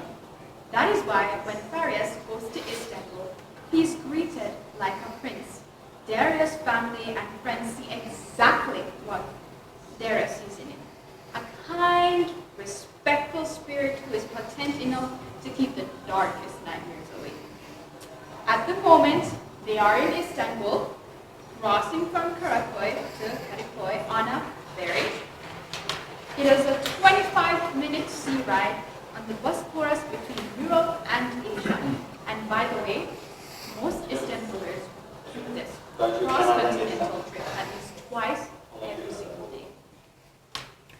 Narrator 1 moves the 2 swings from each side of the stage to center stage, and then puts another record on the gramophone.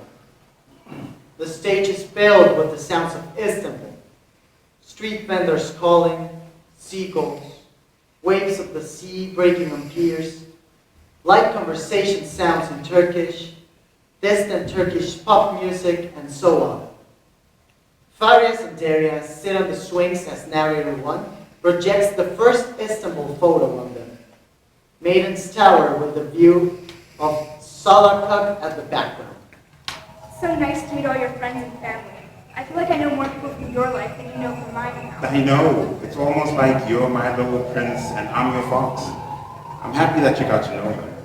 They all were feeling an emotional debt to you for taking care of me in Stockholm.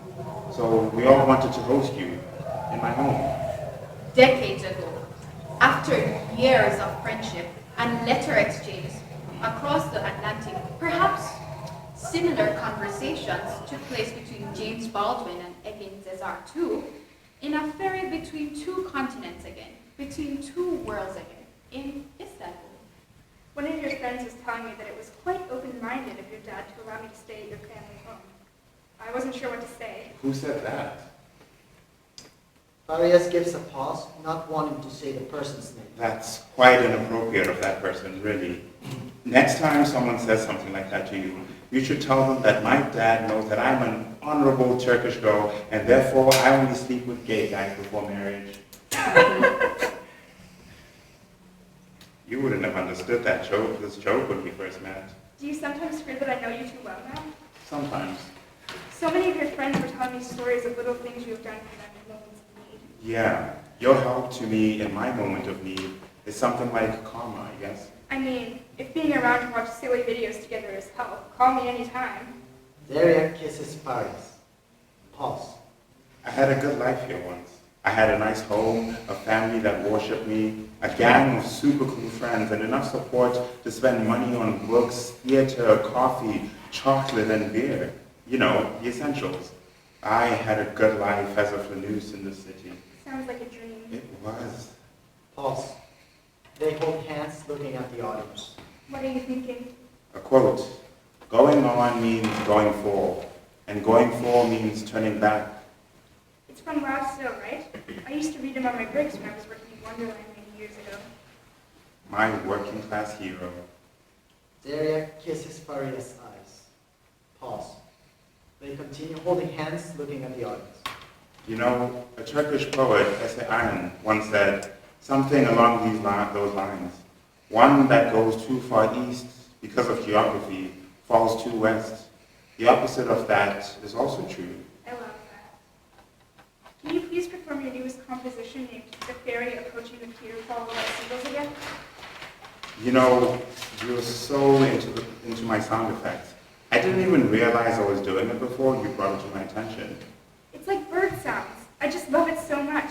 Please, can you do it? Gibi, gibi, gibi.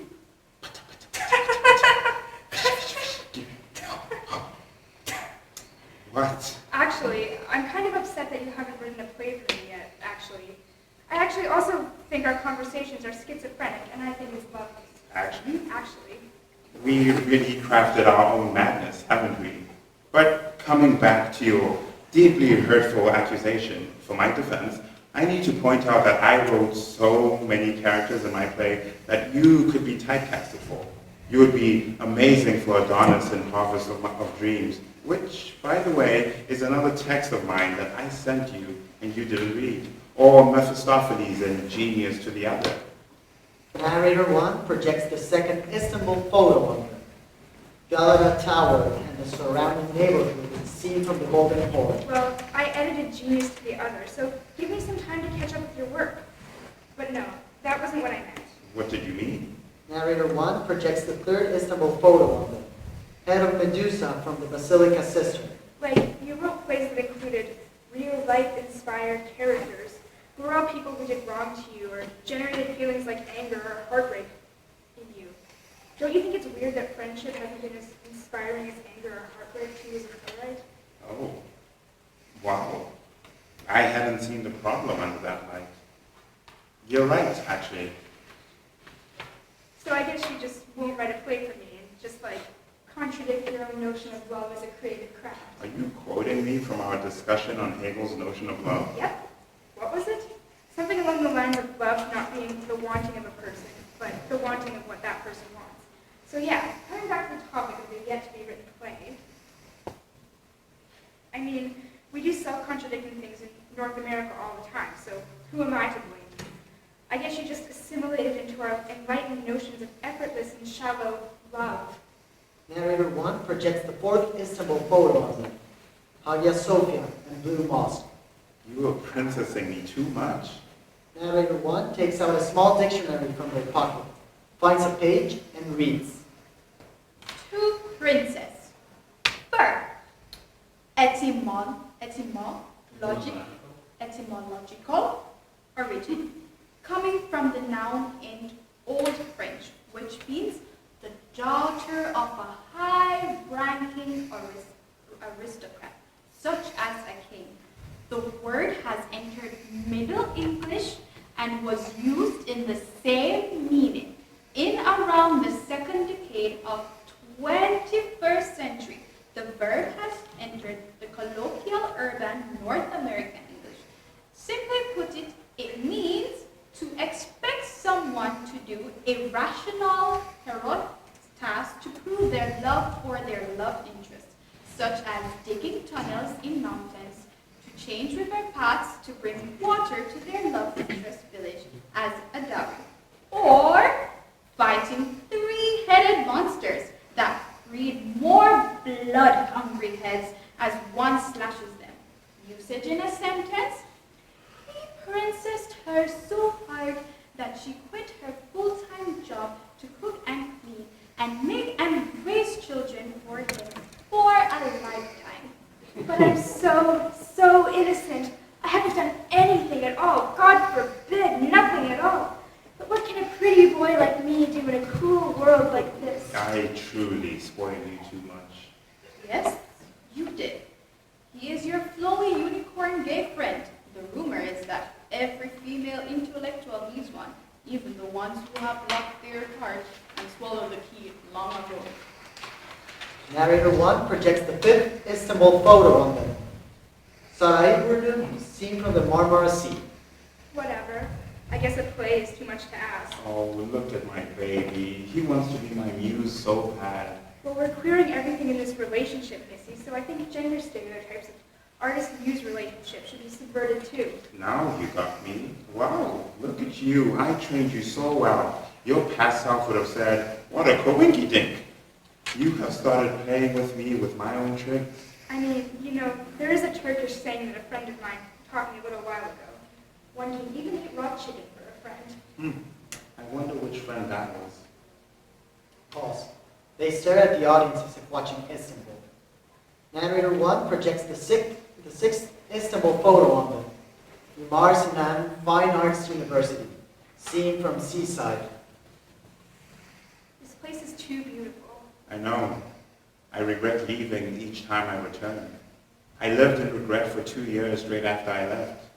Why would anyone leave the most beautiful place on the planet, right? Because of fascism. Because of fascism. But I will eventually hit them with a ukulele. While in this shared silence, Farias realized how deep he was touched by the spleen of Istanbul, in the nowhereness and everywhereness of a ferry crossing from Europe to Asia. Then he suddenly turned to Derya, who had just finished throwing pastry pieces to the flying seagulls, and asked, What did you say in that class? What class? The class in U.S. semester there. The one where one of the many moronic students of the Urns tried to cut your criticism short about North America. They told you to be silent and thankful. One even said you might have been jailed in your country for speaking your mind.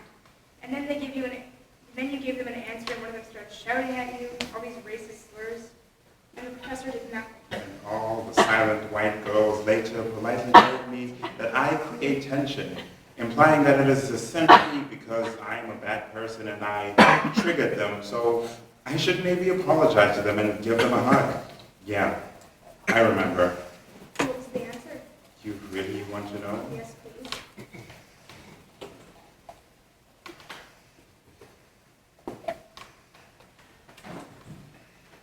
Narrator 1 takes up the clapperboard from Farias' skirt pocket, writes C106, take 82, roll 31 on it, shows it to the audience, then they get to the front stage and open the clapperboard. She said exactly this without skipping a beat. Don't you dare sell me being able to criticize other countries as an academic freedom. This country has made its citizens internalize the state and censor so successfully that it's unimaginable for you to even imagine resistance. So, before you masturbate on us third worlders, thinking that you are doing ultra intergalactic scale magnificent over here, let me precisely explain to you what the academics for peace have done. Do you remember the Iraq War, or as we know it, the colonial occupation of Iraq in 2003? Or a closer and more domestic example, do you remember the pipeline protests of indigenous peoples in 2016? Or do you even know about the ongoing selling of arms to so-called third world countries to spark or continue their regional wars, which again, your country prospers from both selling the arms and then taking the natural resources of the indebted and war-torn country, like picking flowers, while using its locals for cheap labor? Well, imagine that a large group of academics, more than 2,000 people in total, signed a petition directly against their own government, which not only permits but supports these atrocities. And let's say that they also ask for their taxes back to not fund these human rights abuses, while settling a mobilizing example for the rest of the critical citizens. Do you think that your precious democracy would have allowed those academics to stay in their positions and prosper?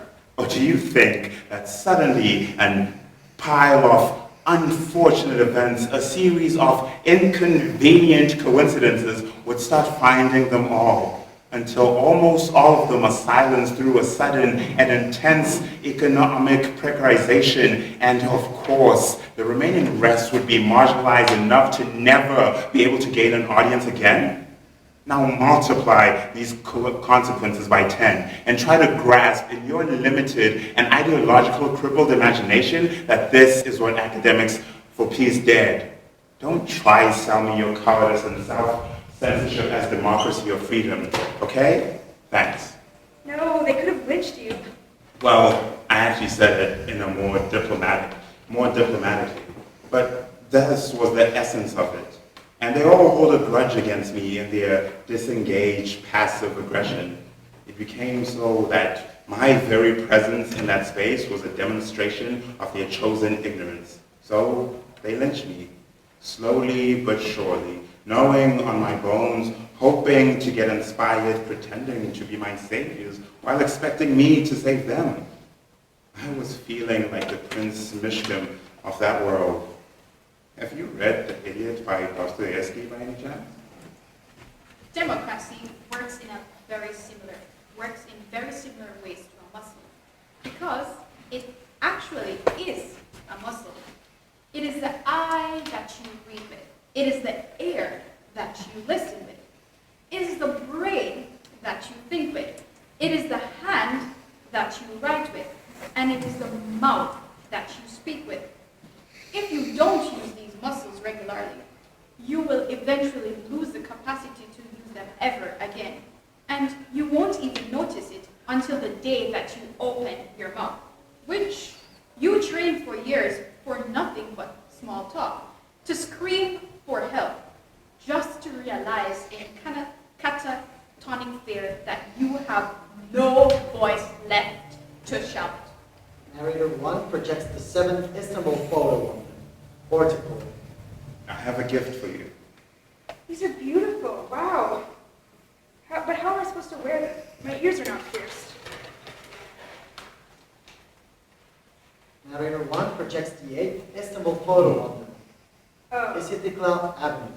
you want me to get my ears pierced? My family won't like it. Also, it'll hurt. Oh, so you don't want them? I can take them back if you like. I want them. Then take them, and we will get your ears pierced. It is a blood sacrifice to Istanbul. Otherwise, the city will haunt your dreams. Farias puts the earrings and the mirror in one of their skirt pockets and buttons it close. Derya comes close to Farias, lies in their lap. Farias holds them. After a little while, Farias starts playing with Derya's face, poking their cheeks, nose, and ears, squeezing their face gently.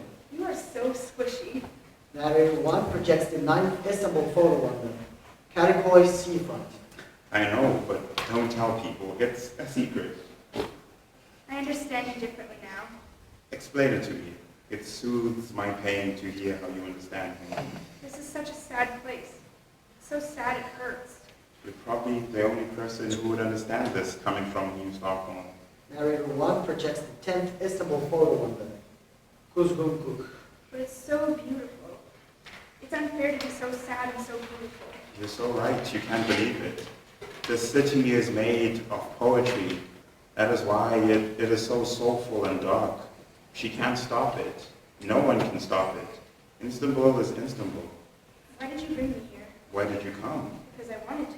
Why though? I bring pain and conflict to your life, and you pass the threshold of expecting me to change eventually.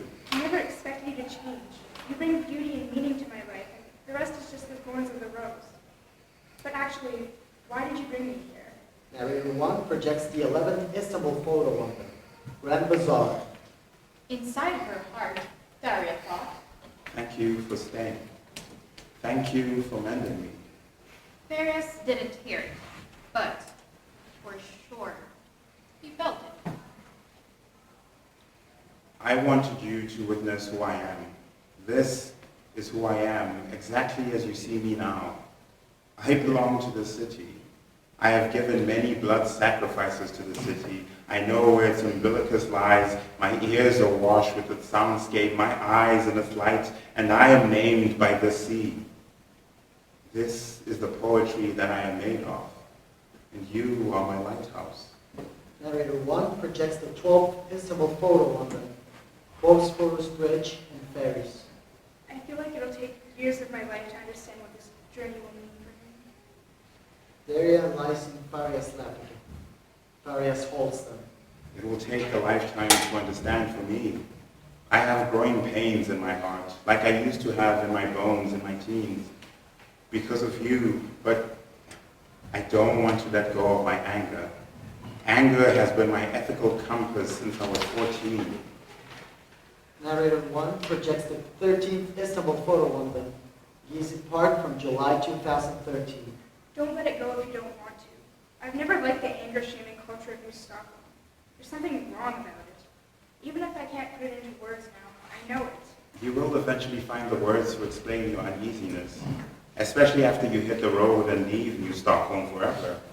I'm so endlessly, bottomlessly, tremendously happy that you'll be leaving soon for your master's degree in Berlin. On your way, you will find some of the most necessary words to describe your uneasiness with the world. Narrator 1 projects the 14th Istanbul photo on them. Yalı. Type of houses at the seafront of Arnavutköy. Your medium is words. I don't know what mine is. Yet you'll find your medium of expression on the way too. And then everything will be soothed when you filter the world through your own medium. Literature is my method to my madness. Even then, see how I say things to you? So broken and wounded in translation. But you understand me, right? I think I do. Narrator 1 projects the 15th Istanbul photo on them. Skyscrapers of Mesilienköy seen from Bosphorus. I know, but you became my vulnerability, my Achilles heel. And I'm not fond of weakness. I'm scared that you understand me even though I have been looking for someone who would understand me for so long. The world is so big, but still, I suffocate. Pause. Farias starts to fidget and Derya sits up.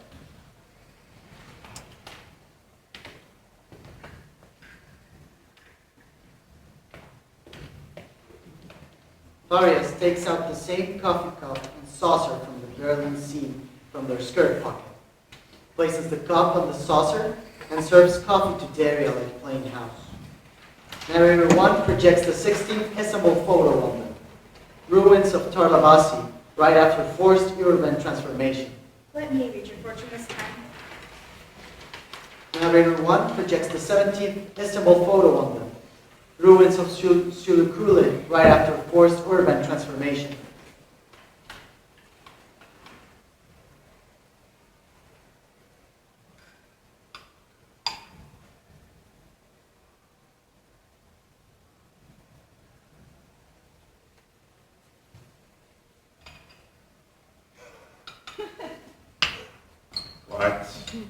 What do you see?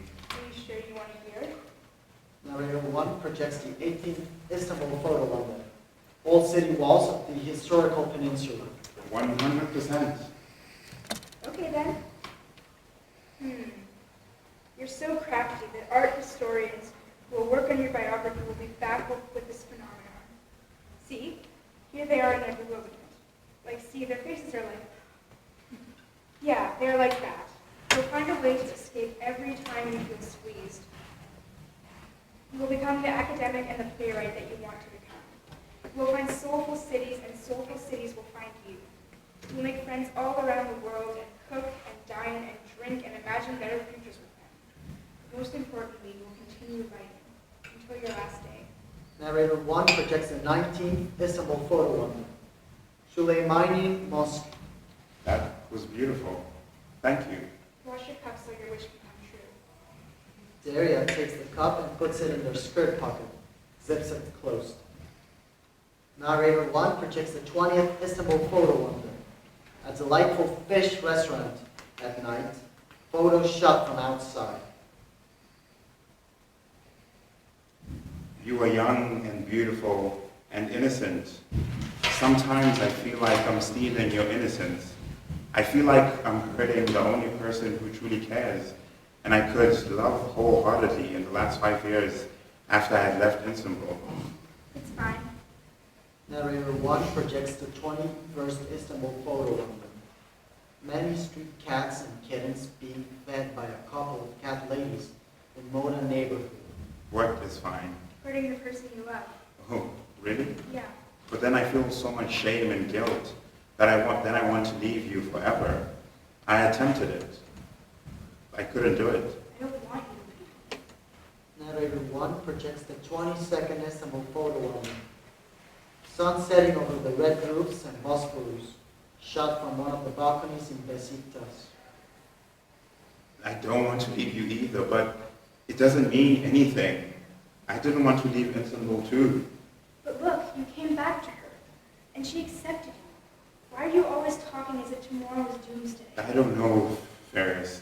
I'm dramatic like the city, I guess. And I'm constantly in fear because in my country, honest and brave people die early. I know you hate universalizing localities, but I feel like that might be true everywhere. Narrator 1 projects the 23rd Istanbul photo on them. Night of Istanbul as it is seen from the same view in the previous picture. A quote picked by Farias from Madonna in a part quote. Let's allow our friendship to take its natural course. Let's not try to set it on the false path or tie it up with decisions made in advance. Narrator 1 places the book Madonna in a fur coat on the front stage. It takes a lot, even only to grasp the territories of the gap between two people who desire to craft a new world together, in which they can possibly share a silence.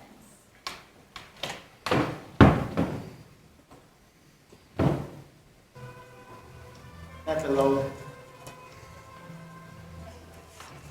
If their story was to be a film, It would have been directed by Fatih Akin. If their story was to be a novel, It would have been written by Ursula Gruber Le Guin. if their relationship was to be music, it would have been sung by Zeki Müren, like the one we are hearing. and if their song had been tied to a myth, It would be of Orpheus and Eurydice. or perhaps of Gilgamesh and Enkidu, Or perhaps of Adonis and Aphrodite. if their relationship had been an ideology, It would be anarchism. If their love had been a dance, And since it can't be their revolutionary if they can't dance to it. it would have been the last dance at a wedding. when everyone crowds the dance floor. not caring at all if they can or can't dance, Because the dance floor becomes the place of our ritual performance. where the married couple is blessed in a collective ecstasy. Into their first night. And if their relationship had been a play, it would start in Berlin.